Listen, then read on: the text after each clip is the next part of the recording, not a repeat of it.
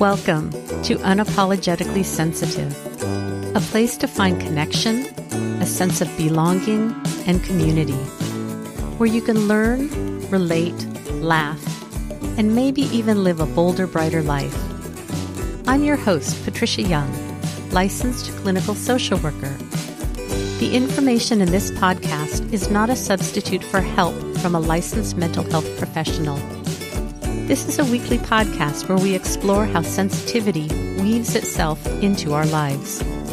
We talk about the richness that it adds, the strengths we have because of our sensitivity, and some of the challenges it poses as well. Sensitivity is nothing to apologize for. It's our superpower. Hey there. To the creatives, healers, sensitives, deep thinkers, thank you so much for joining me.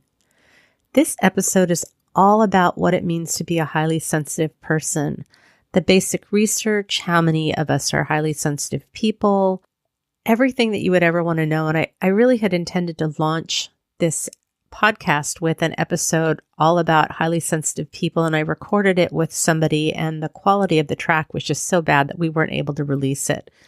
So Matthew Morgan, who's a licensed professional clinical counselor in LPCC in Ohio, he has a podcast called Bread Over Stones, and we met up over social media and are in a couple of groups together.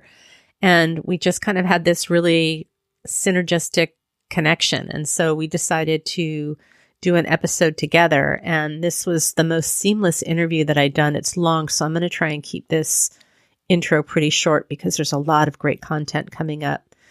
So a couple of things. I've been sick this week, so you may hear that in my voice. I'm not quite as sharp as I normally am.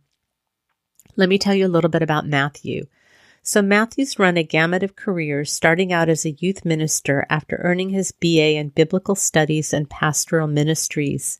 He also taught high school while earning his Master's of Arts degree in Professional Counseling from Liberty University in Virginia. He has dedicated his life to helping families recover or reconnect. Matthew has been married for over 20 years. After 13 years of struggling with infertility as a couple, they welcomed their son, a very unexpected blessing. When not spending time with his family, Matthew enjoys writing, gardening, and gaming. Like I said, this was just an amazing conversation that we had. It was so seamless, and it was interesting. I always debrief after I do an interview with someone, and I said, it went so well that we would like to do it again. We'd love to get your feedback about, what did you think of this episode?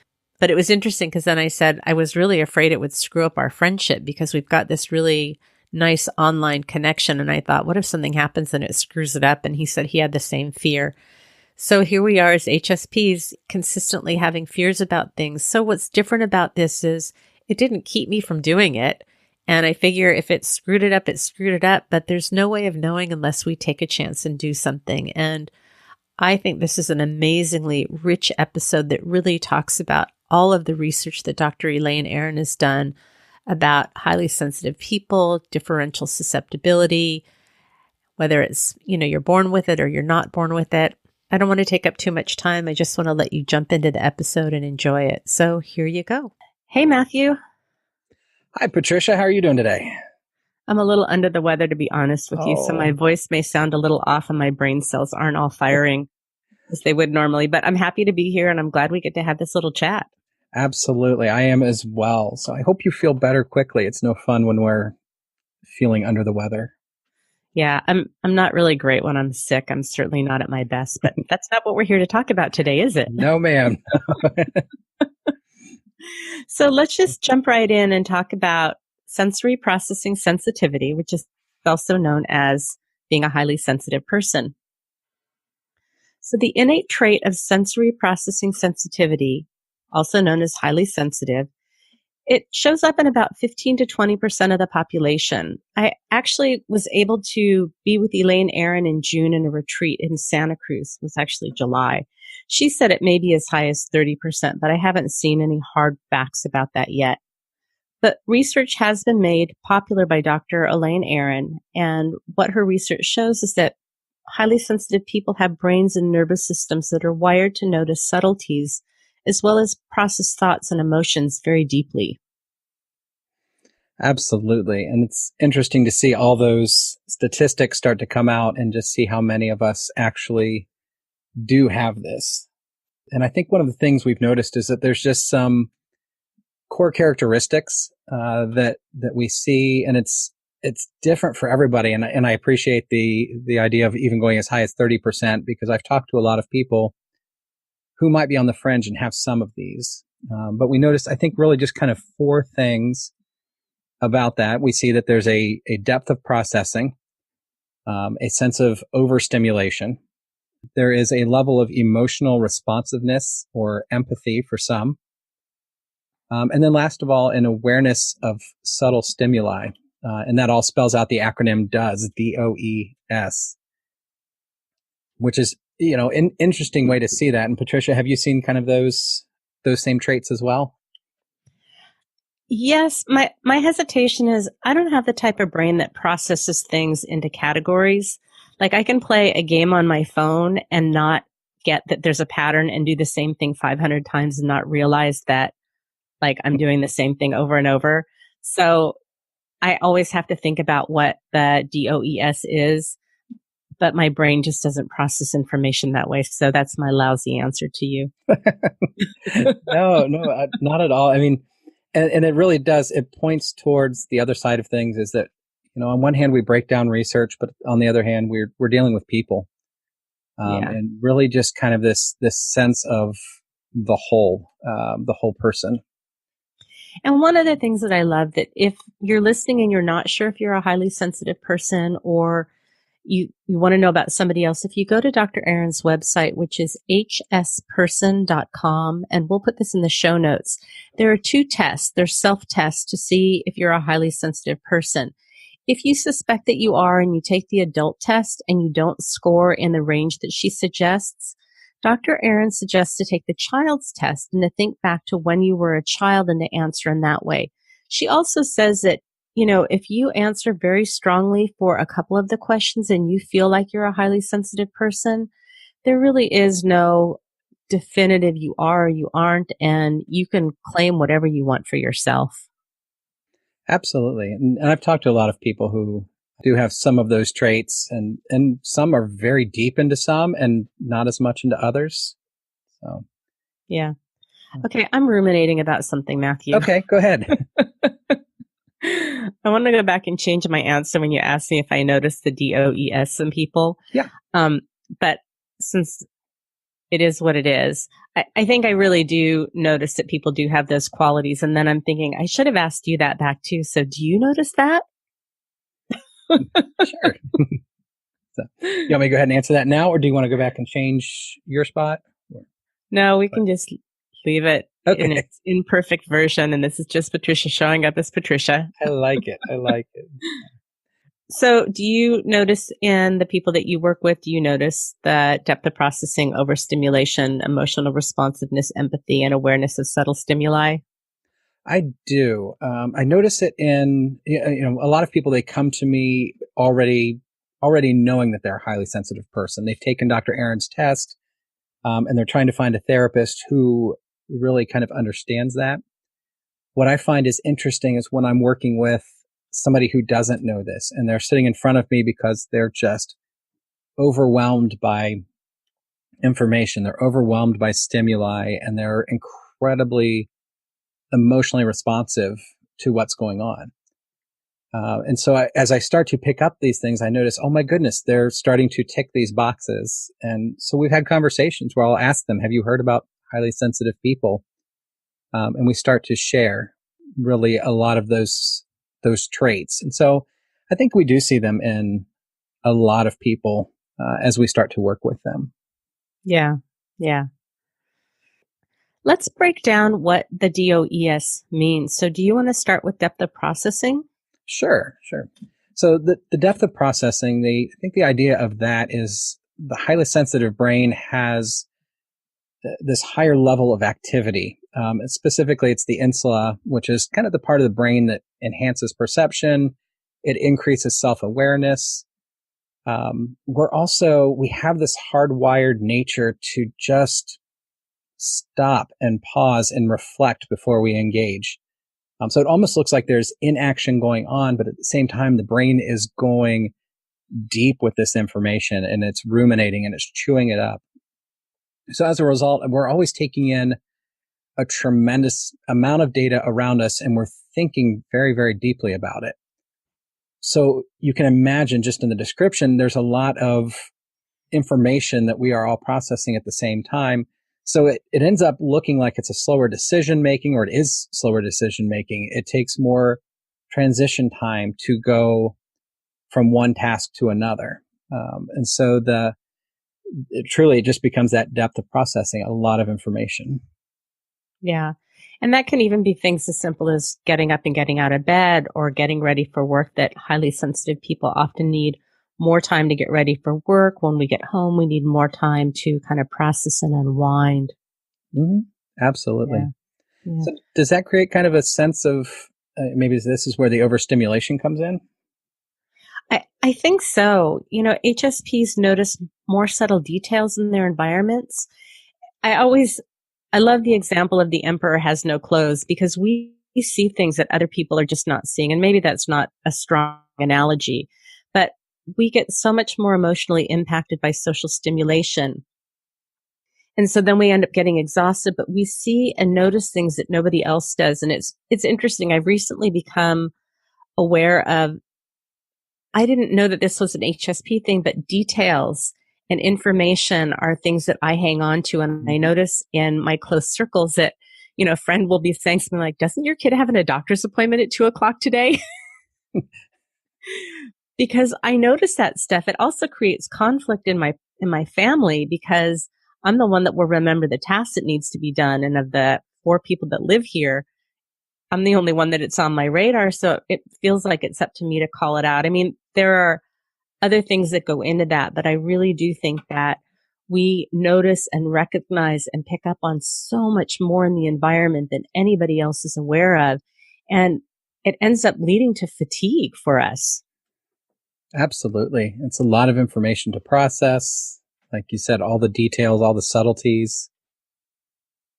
So Yeah, it's like our brains are firing on all their cells at all the time. And there really is not, that time for just kind of downtime and relaxation. Where do you see overstimulation show up in your life, or what do you notice with your clients? I think for all of us, really, it's overstimulation. I think it becomes a slow burn where we don't notice it. Where a lot of times it's almost the analogy of the frog in the water, which doesn't make PETA happy, I'm sure, but don't boil frogs. We're taking in so much information, our brain's becoming exhausted, but we're trying to still take in more.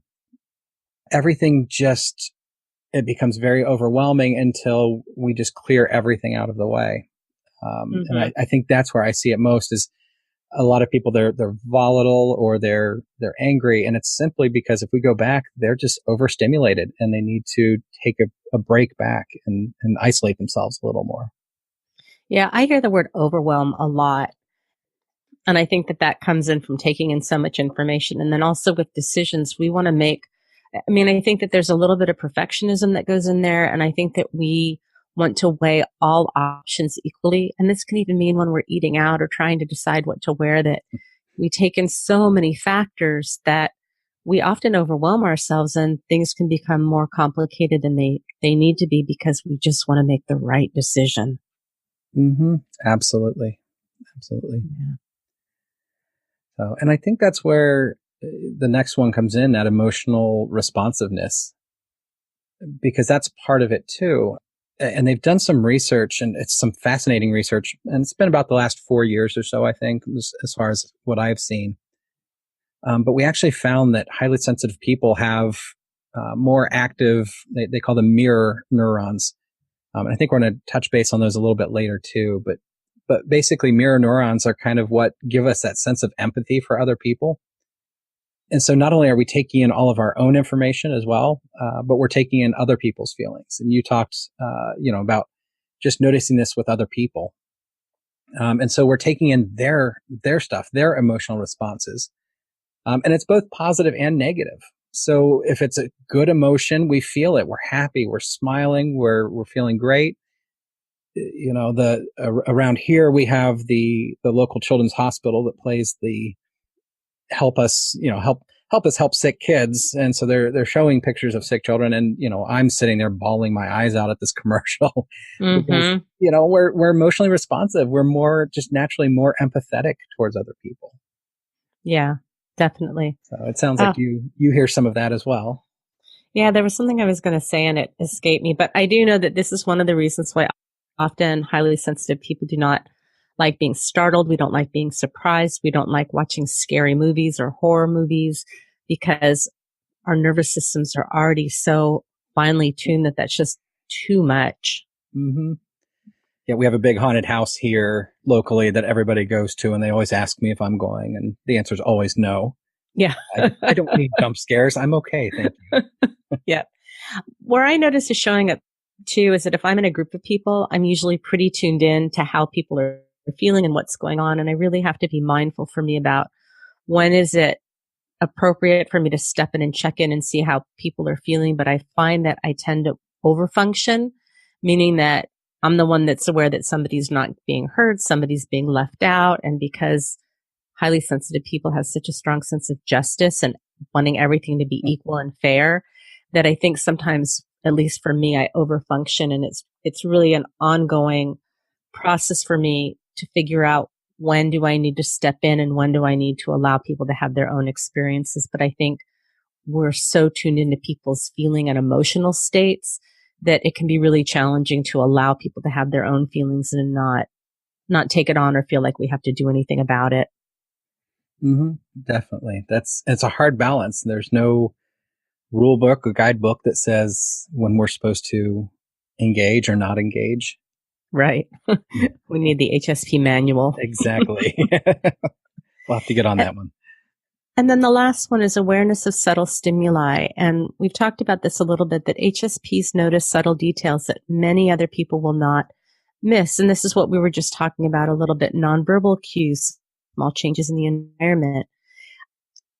And we're also much more impacted by strong sensory inputs, so bright lights, loud noises, strong smells, rough textures. So often clothes that have tags or socks with seams, waistbands that are tight, belts that are tight, turtlenecks, things that are scratchy, itchy.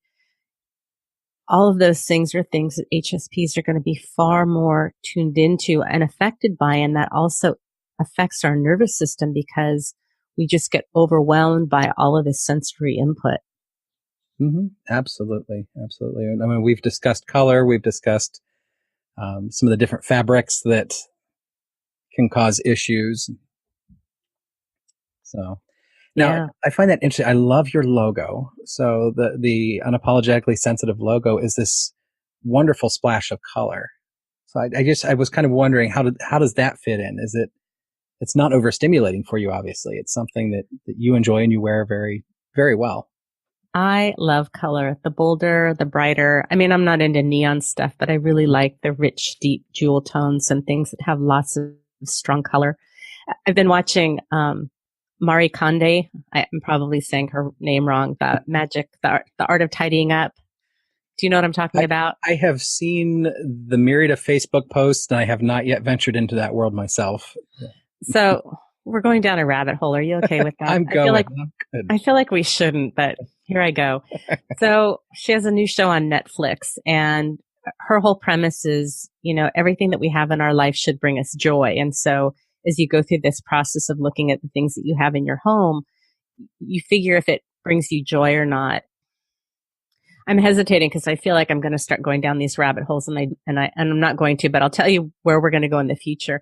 I think that many HSPs who have wounding and didn't get their feelings acknowledged end up having relationships with stuff. And I'm one of those people that I don't like you touching my stuff. I want to make sure that there's enough stuff. I want to make sure I'm prepared. I'm the person that could go on, let's make a deal, and I'm going to have a hard-boiled egg and 3 1960 pennies in my purse just in case somebody needs them.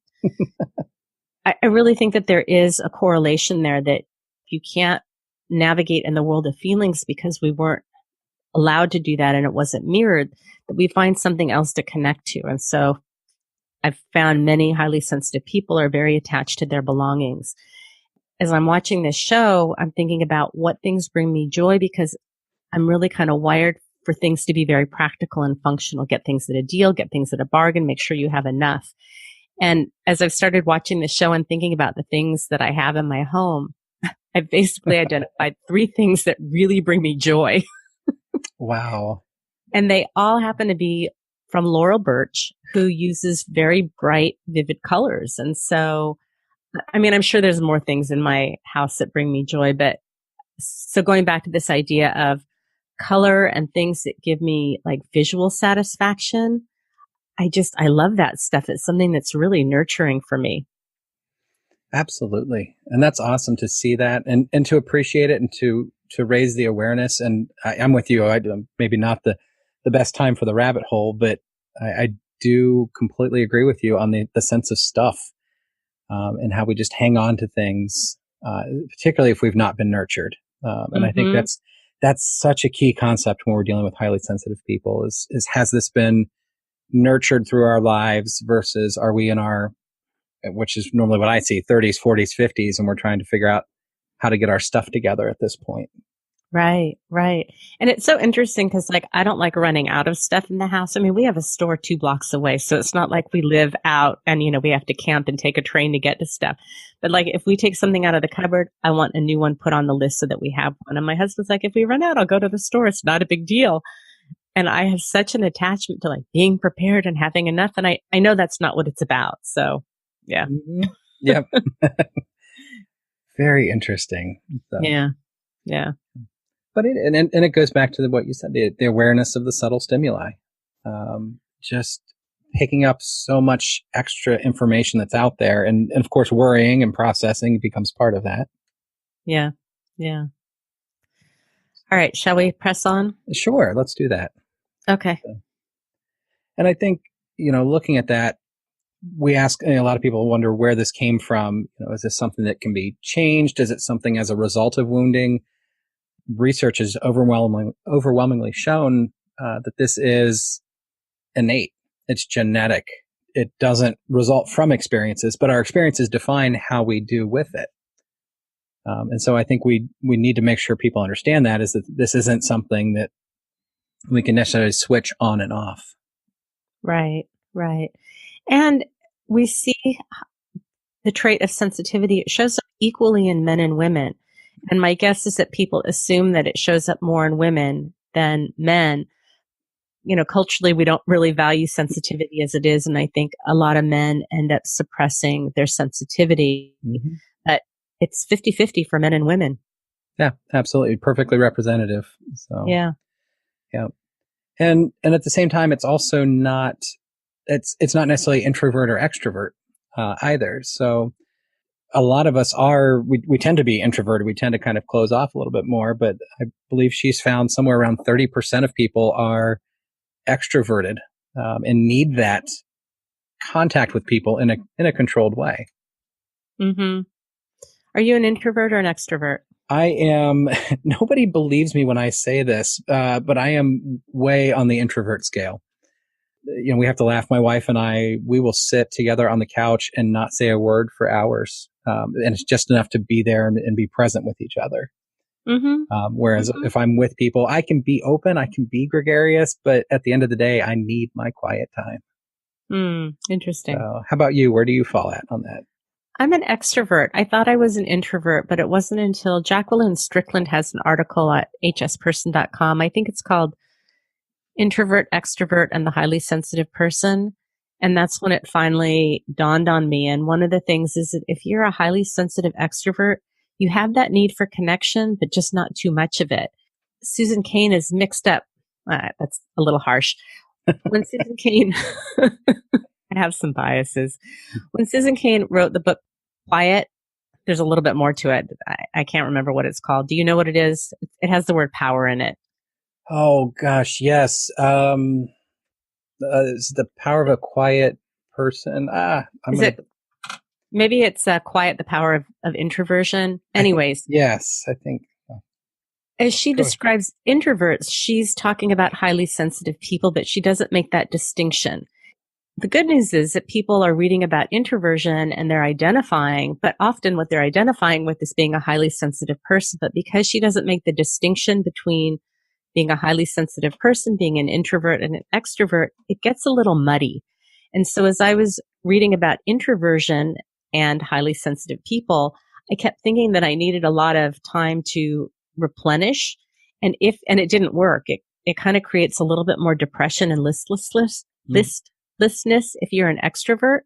So if you're a highly sensitive extrovert and you get overwhelmed and then you take time to replenish, but you find that you get listless and depressed, it's very possible that you're an extrovert. So it's about finding that sweet spot of not getting too overstimulated, but finding a way to replenish without having too much downtime, because then that ends up not feeding our need for connection.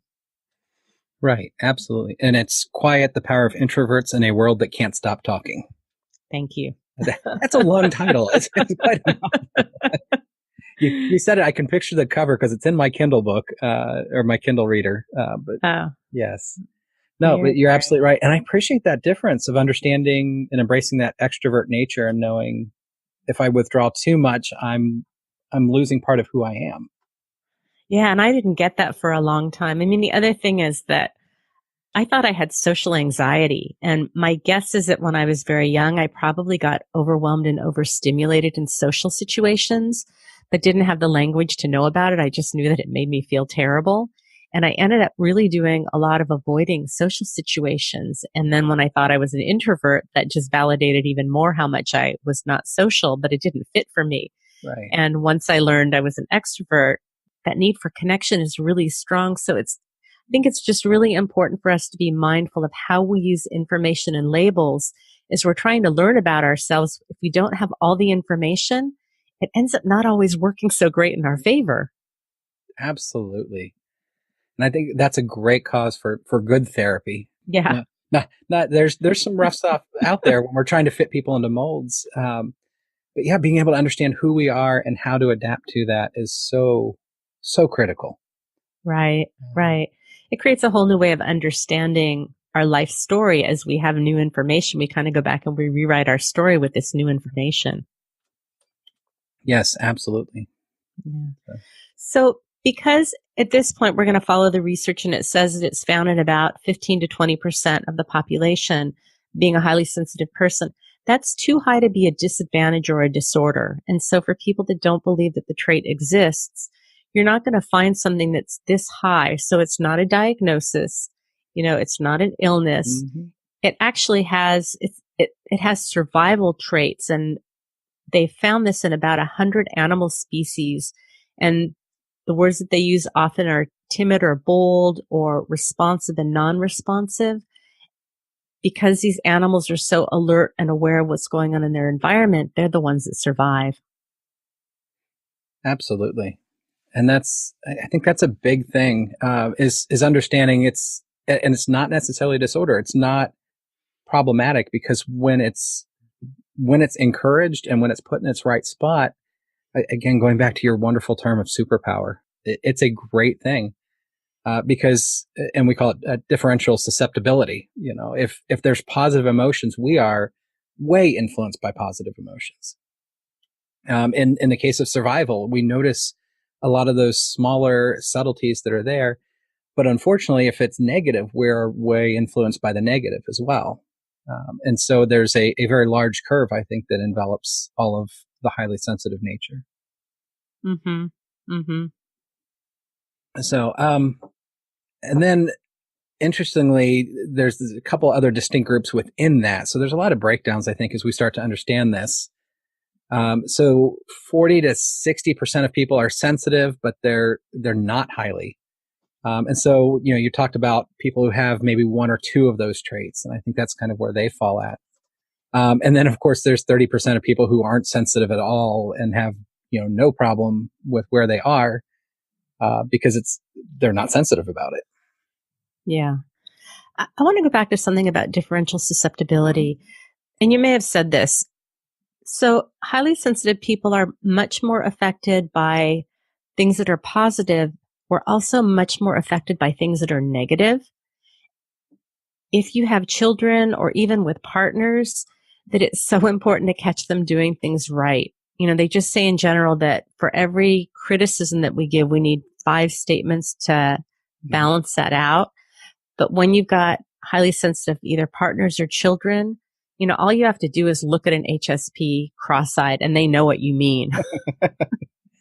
So true. Yeah. So I think it's really important to be mindful that, if you've got kids that are highly sensitive and not highly sensitive, how you correct them, how you instruct them may need to be very different, including our partners.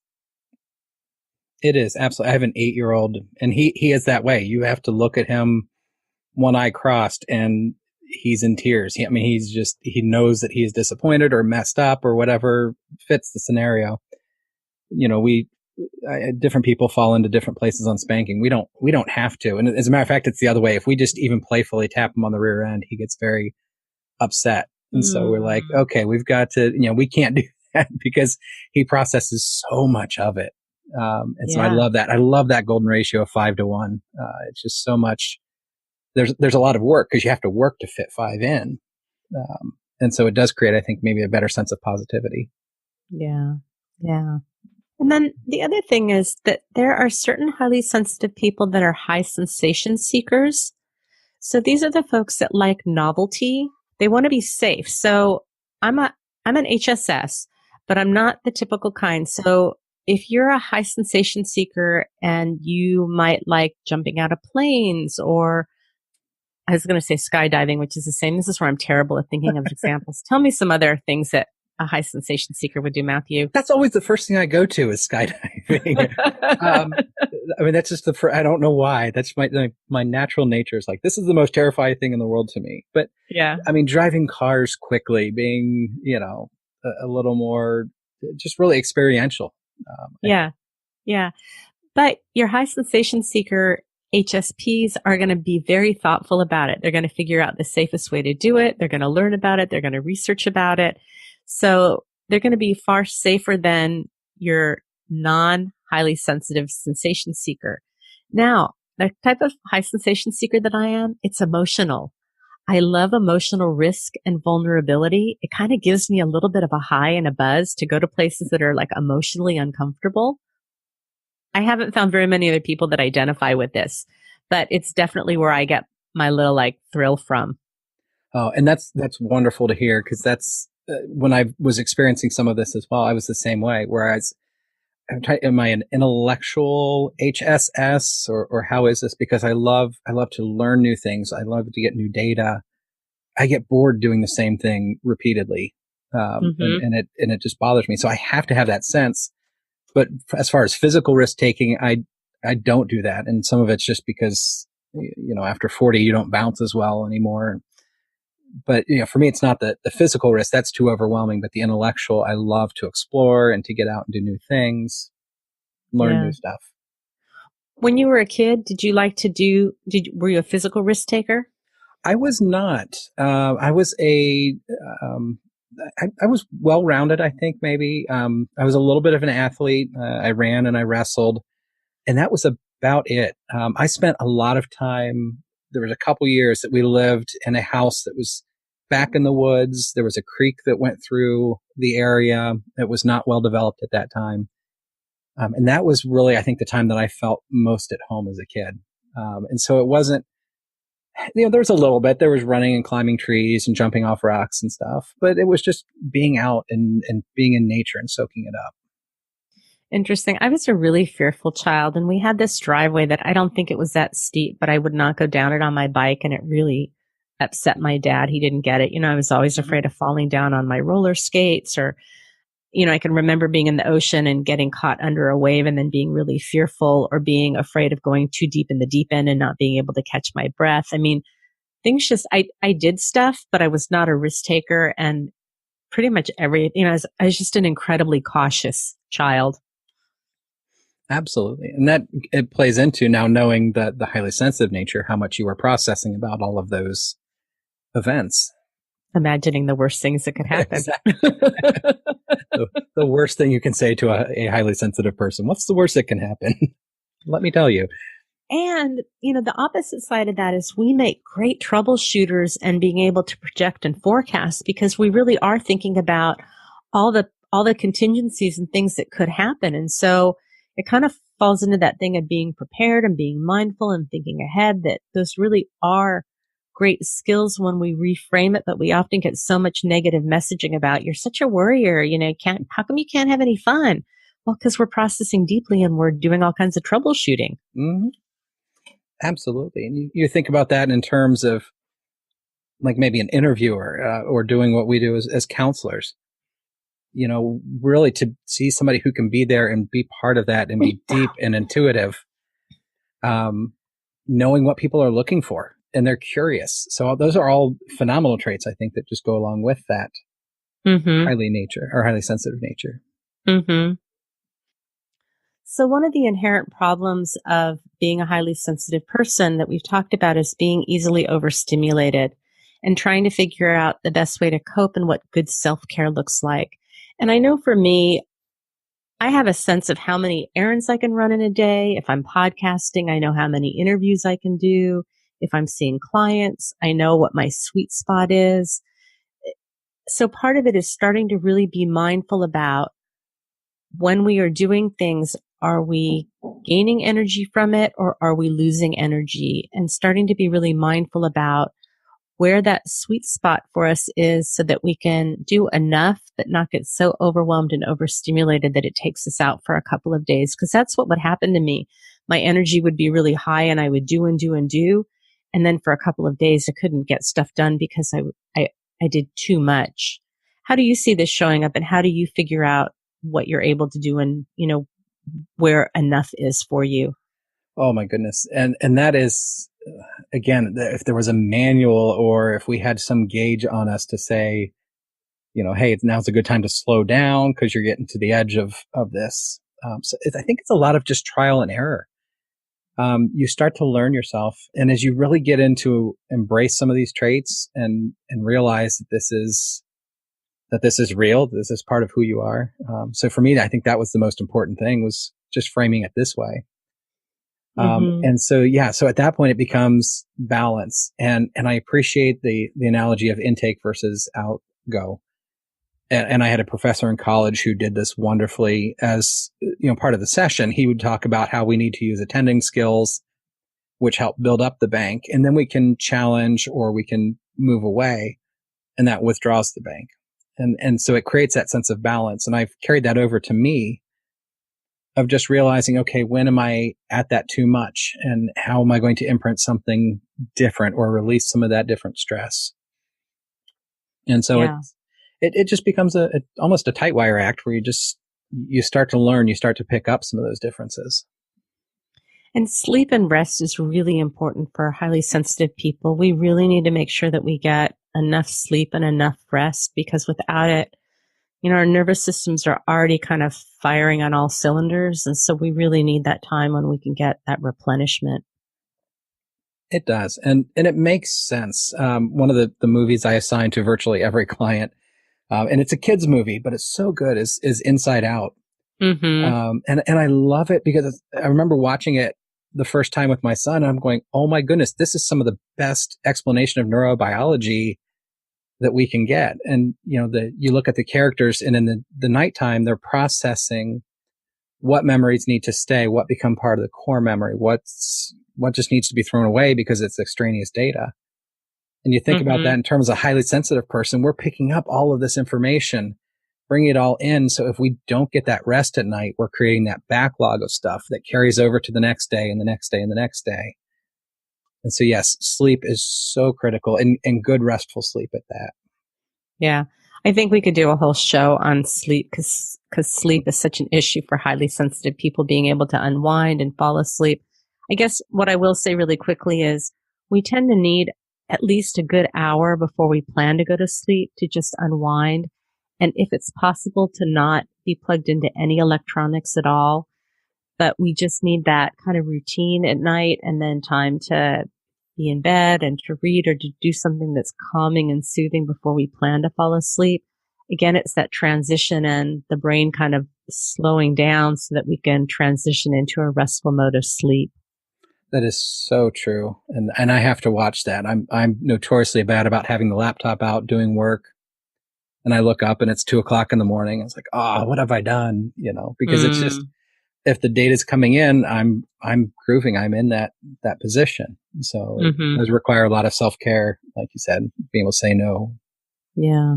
Yeah. Yeah. And so I think that's, when we're talking about the things that highly sensitive people need, and I think that it blends into this of the idea that, like I said, number one, we have to know that the trait's real. If we don't believe in it, if we're doubting our sensitive nature, none of this works. So it's not something that's imaginary.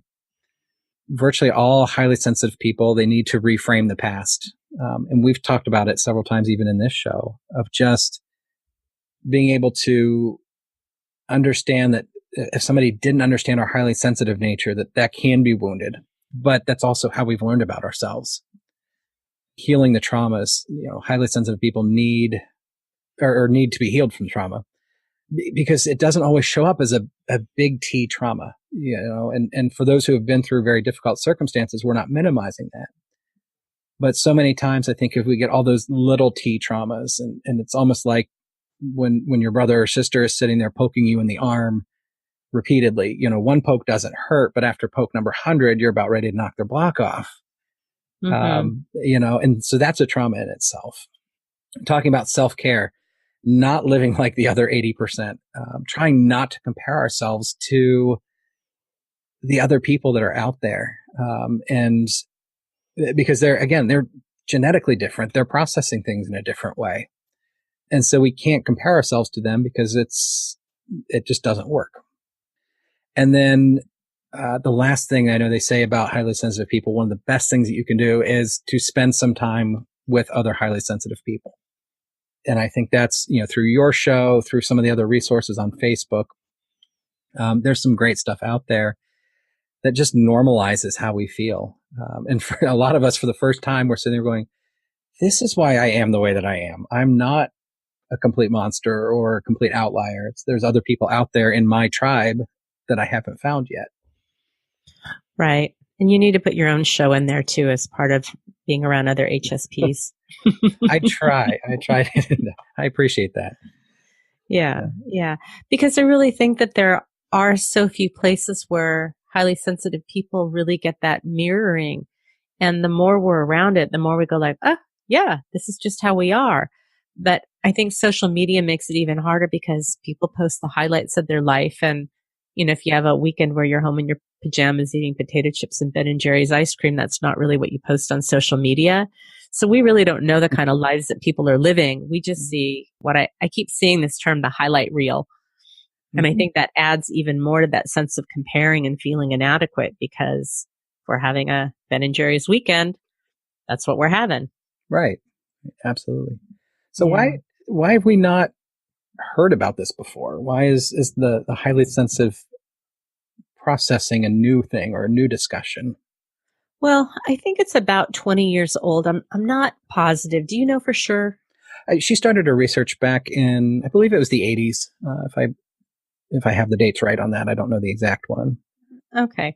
So, we talked about the highly sensitive person. It was misnamed as introversion, shyness, being inhibited.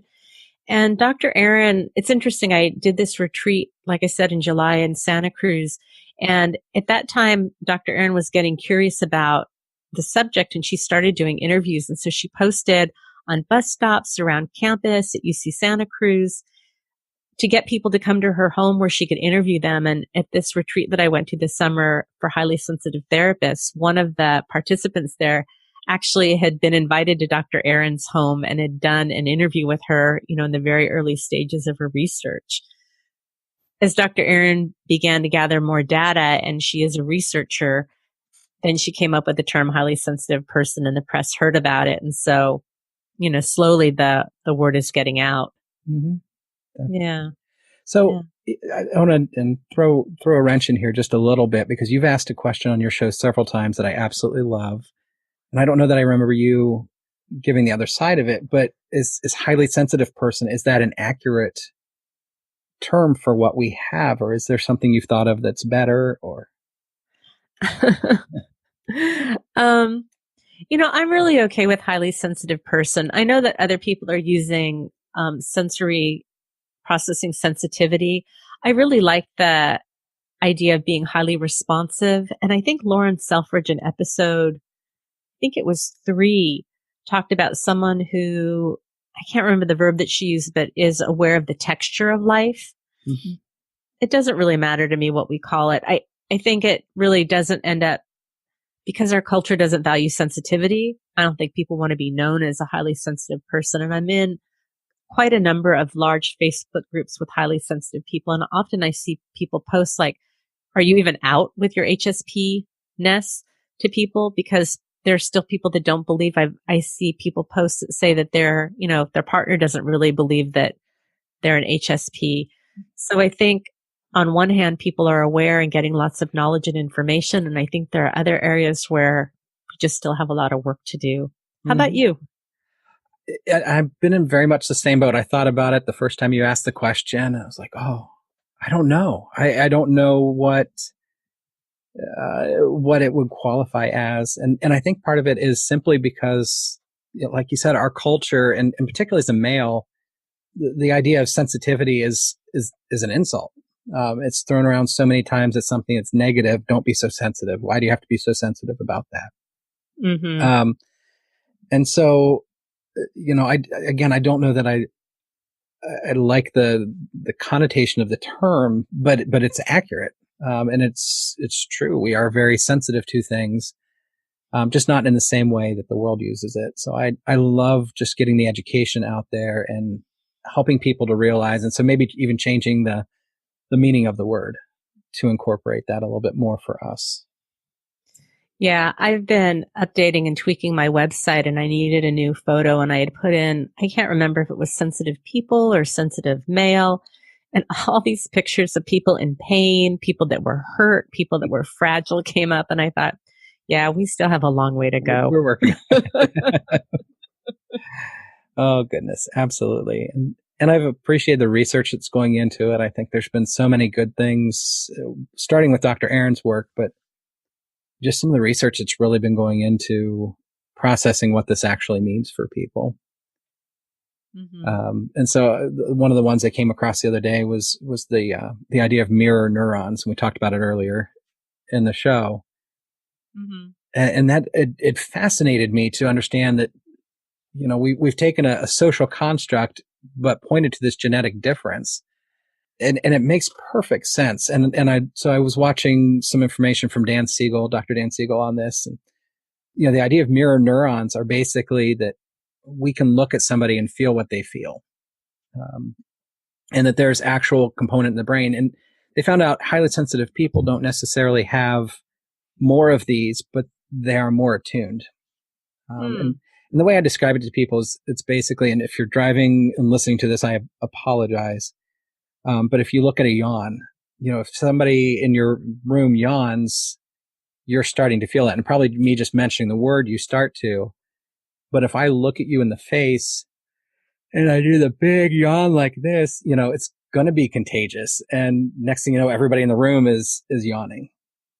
And they found out that highly sensitive people have more of this. And so it's more than the big gigantic yawn. It's, seeing, and you talked about the people in pain, right? It's about seeing people in pain and then feeling it ourselves, which is, again, a fabulous way to think about it. It's not that I'm sensitive as in I have this ego that can be, broken down or something like that, but I'm sensitive because I look at somebody and I can understand what they're feeling and I can feel their pain. And I don't want them to hurt. And so I'm going to do what I can to help them out because of that. And it's, and it's all ingrained in who we are. Yeah. Yeah. One of the things I wanted to talk about, I'm going to do a little departure here. Go ahead.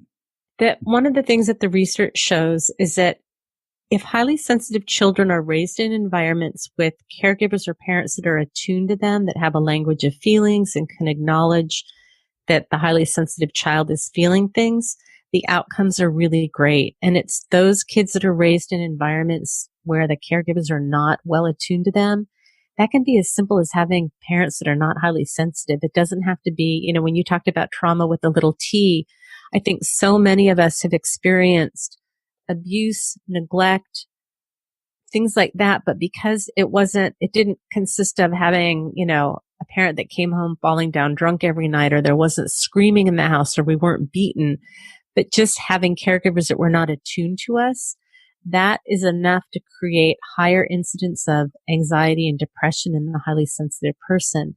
And so what happens is these are the folks that have wounding, and they think that the problems that they have because of that misattunement and the anxiety and depression are because they're highly sensitive, but it's due to the misattunement. And these are the folks that I hear that really hate the fact that they're highly sensitive. They hate their traits. And it makes sense.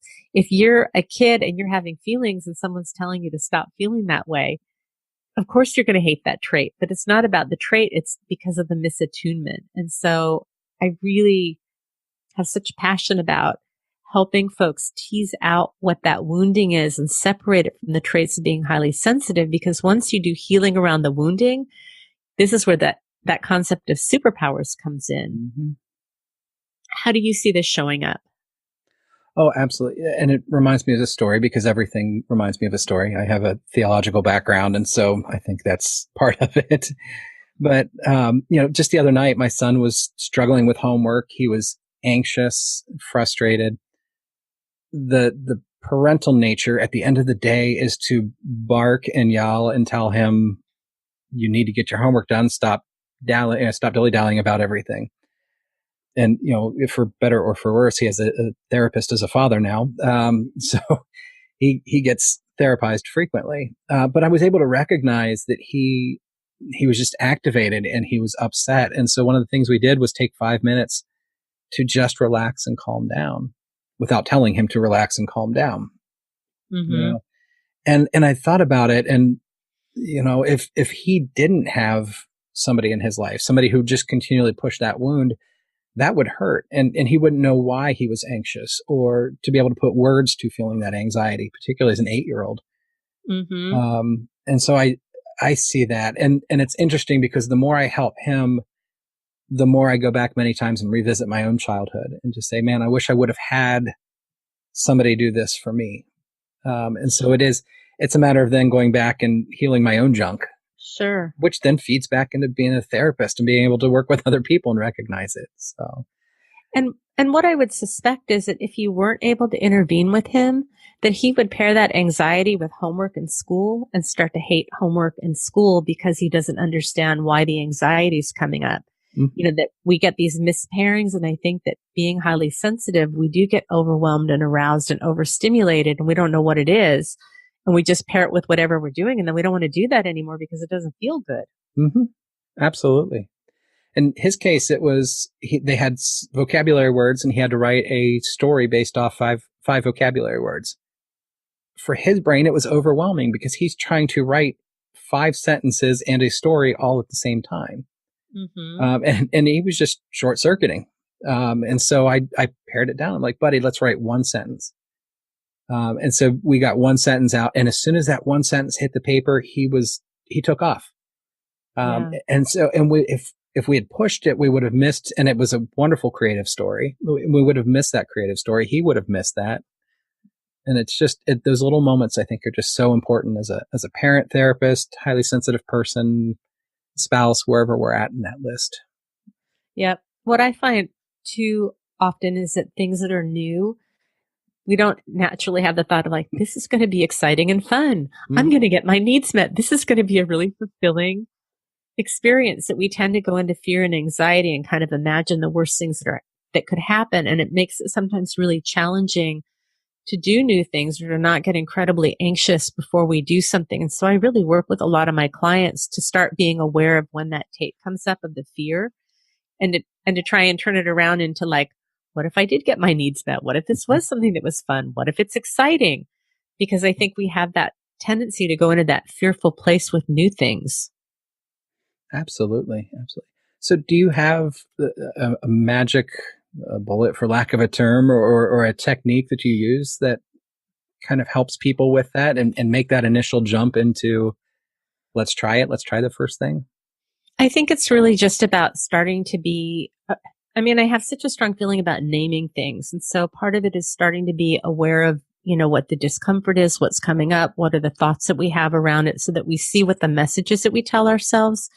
We have so much junk that we tell ourselves. And it's interesting, even in this period of being sick, I have a lot of fear around physical discomfort that I'm 55 and I'm just identifying this week while I'm sick. So I share that because it's an ongoing process that we continue to uncover things and learn more about ourselves and have an opportunity to do healing and increase awareness. So I guess as a hands-on example, what I did this week is I took a little bit of time and, what is it that I'm afraid of? I was having some pain in my head. So, I thought about where is that pain? What does it feel like? What does it look like? Can I move it around? Can I change it? I breathed into it. I mean, I'm not through the whole thing. I don't like being sick. It still brings up junk for me, but that's how we start to do it. So if someone is going to be doing something new, what are the fear? They're not going to like me. I'm not going to be good at it. I'm not going to be smart enough. I'm not going to know what's going on. I'm not going to look like everybody else.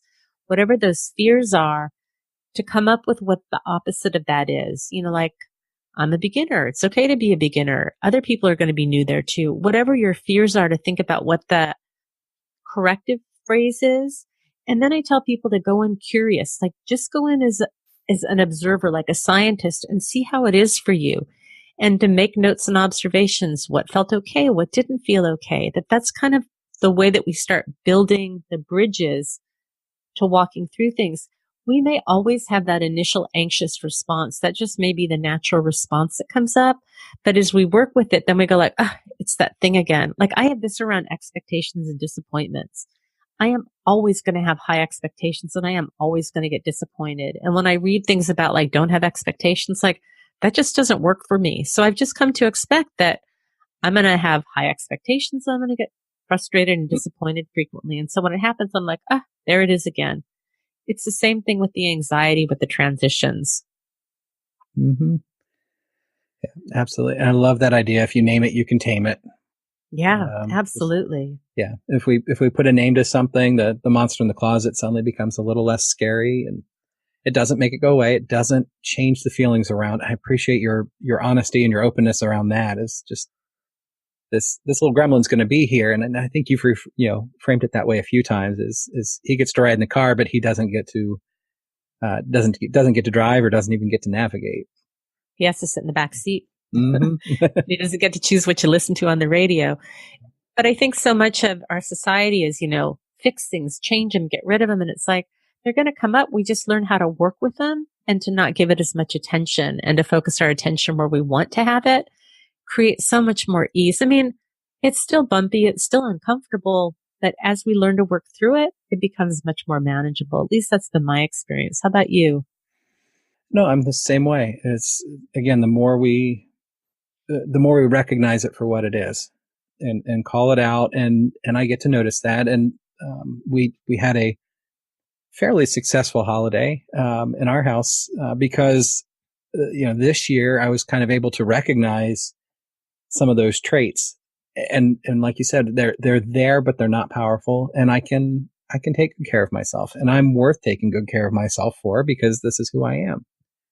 Yeah. And being able to, I think, carry that message out to our clients is so crucial. That they know they're loved, they know they're appreciated, they're made unique, and just being able to help them embrace some of that nature in them. Yeah. I'd love to hear what some of your superpowers are. Oh, goodness gracious. Am I putting you on the spot? You put me on the spot a little bit. That's okay. So I think for me, a lot of it is that breadth of interest for me, being able to just move in and out of different things. I'm very much a jack of all trades in what I do, and I never appreciated this growing up. In high school, I was a musician. I played the cello in our orchestra. I was a writer.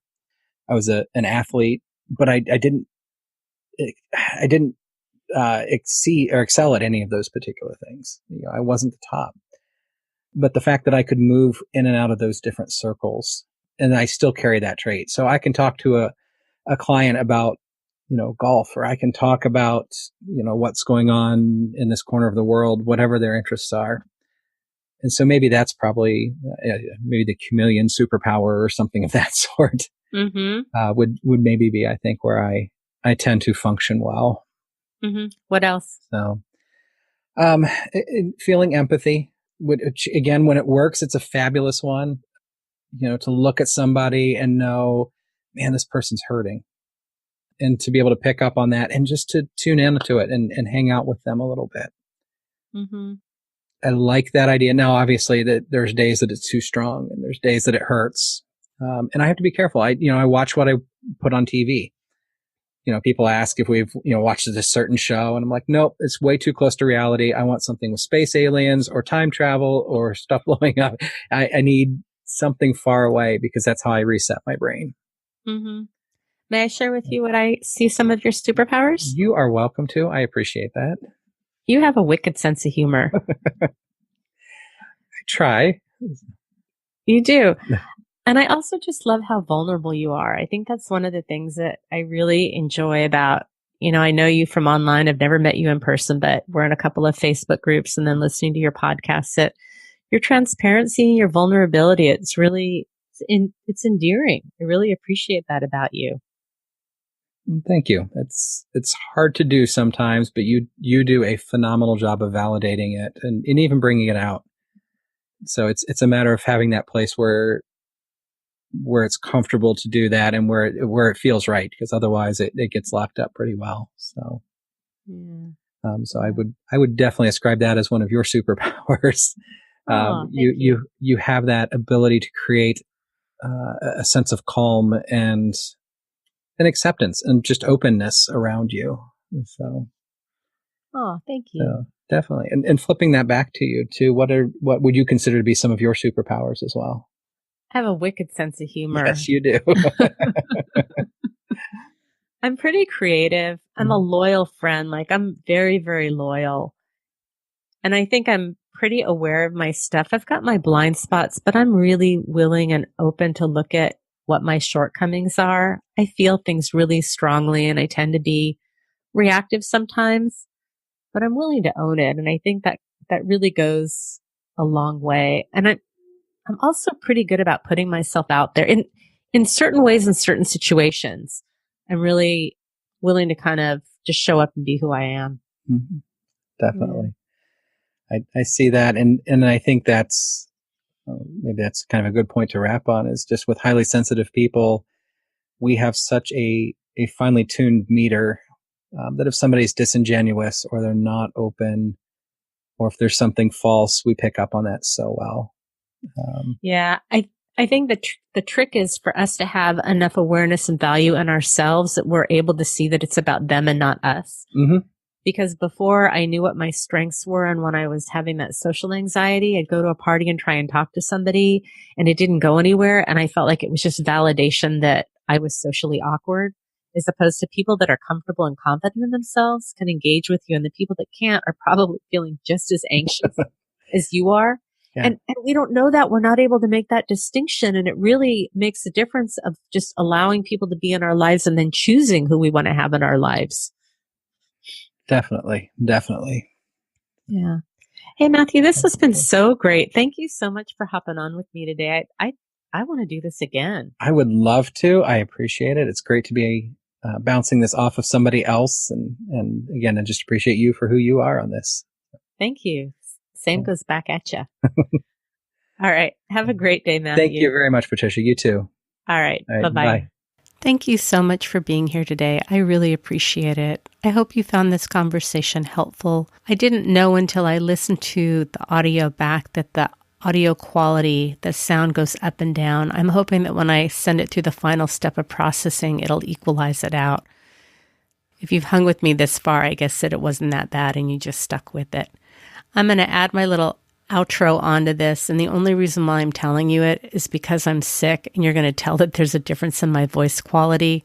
I'm just being upfront with you. If you live in California and you're interested in working with me, I do online telehealth. So we meet over a platform that's similar to Skype, but it's private. So you can be in the comfort of your own home. You can do it at work on your lunch hour. You can be in your pajamas. You can do it while the kids are napping. You can reach out to me at patriciayounglcsw.com. We have a Facebook group called Unapologetically Sensitive. It's a private community. I really love having people join, and it's also a place where I ask for feedback about how you're liking the show and what it is that you're wanting more or less of. You can find the podcast episodes, and you can find out how to contact me at unapologeticallysensitive.com. Remember, sensitivity is nothing to apologize for. It's our superpower. Have a blessed day.